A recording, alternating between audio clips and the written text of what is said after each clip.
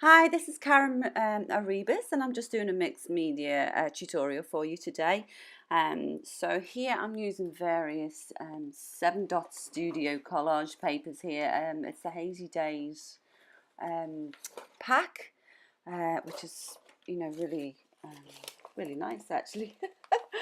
So I just like the colouring, and because I'm doing this a project for the Art and Soul Studio, which has a particular colour palette, and this tended to have some of those colours in it. So I'm just covering the whole piece with all these collage papers, and I'm actually using canvas paper, which tends to be able to hold quite a lot of weight and different mediums. So yeah, I just like to use it, and it's quite flexible as well. So you can bend it and everything, and it still, and it still holds everything. So I'm just using Liquitex gel matte medium here, just sticking all the papers down. I tend to use the end of a paintbrush, which probably isn't advisable, but it's just the way I do it. So as you can see, I've covered the whole piece there, and now I've got some paste. It's the Deco Art texture sand paste. That's what it is. And I just kind of bought it on a whim because I've never used it before, but it's like a sandy texture, and you can mix it with different colours. And as you can see, it gives kind of like a grainy texture, and I think you can sand it, and yeah, you can sand it and do various things with it like that. But I just wanted to give it that bit of texture, so I've just put it straight onto the paper. I've never used it before, so I'm not an expert in it, to be honest. So here I'm using another stencil. So I'm using 7 Gypsies stencil, and it actually has a stickiness on the back, so you can stick it down and it works really well. And also here I'm using a TCW, the Crafters Workshop stencil, and again I'm using which one is it? It's the Golden Crackle paste, which isn't actually my favourite, but I bought it, and obviously I'm going to use it. It's very fine. The crackles are very fine, which I wanted bigger crackles. So, but it's nice, look at it, gives it another texture, with some subtle crackle mixture in it. So I'm using another stencil there, which is the alphabet one, which is Dark Room Door texture stamp. And as you can see, I'm just drawing straight on top of all these different textures and stencils. And I found it a little bit difficult because there was all different levels of textures, and drawing on it became a little bit difficult. So I was trying to do her face, and I wasn't really happy with what I was coming up with. So there I'm using the Kaisercraft paint. That one's antique white. And the thing is with the Kaisercraft is actually it's not opaque. It's quite see-through. It's quite transparent, so you can just layer it up. So it's not, if you want the opaque, then I wouldn't really suggest the Kaisercraft colour, but the Kaisercraft has an amazing range of colours, and if you like to just build up the colours, then it's actually a really nice paint to use. I really like them, and I've got a whole heap from the whole range, so because I like to layer, so it's actually ideal for me. So here I decided to put a piece of paper over her face because I just wasn't happy, and I found that it was a lot smoother and a lot easier for me to draw on. So I'm just going over, and I'm just now putting in her hair. So as you can see, I'm just using another Kaisercraft paint. So it's not too bad. It does actually cover it. I think it just depends on what colour. I think that's the one there for the hair is Tropical Water. Yeah, sorry, no, that's the turquoise one. And so I'm just filling it in. And also I forgot to mention before, the ink for that stamp is actually the Ranger the Ranger Blue Ribbon stamp. It's permanent waterproof, so once it dries you can actually, you know, go over it on top and it won't smudge.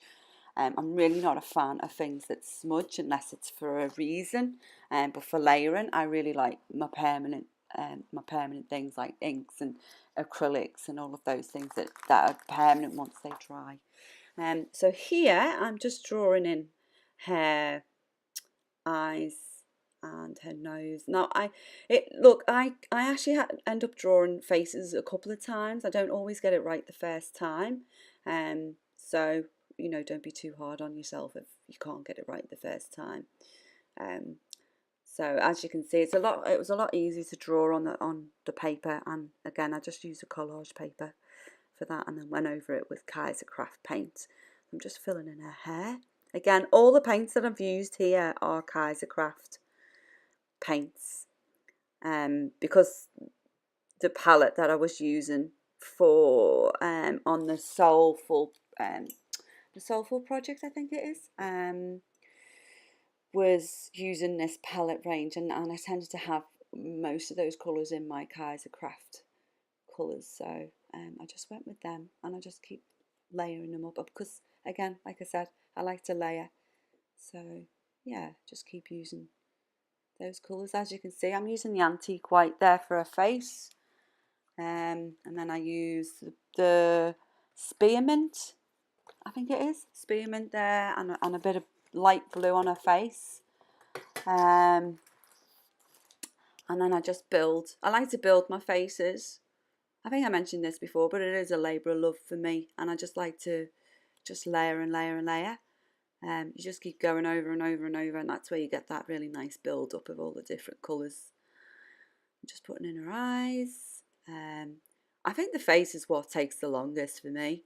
You know, just get the face right with all the shading. Just putting a bit more collage, matte medium on there because some of the paper was coming off.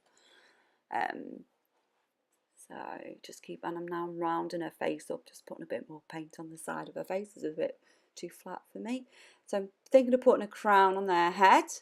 Cut out a couple of different pieces because the colour wasn't right, so I ended up with a darker piece.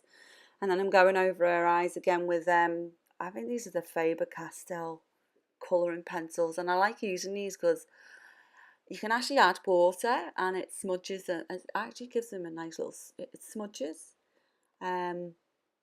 So it's a bit like a very light watercolour, if you like. That's what I found out with these. But you can use any colouring pencil. It's not, you know, there's no rules or regulations with it.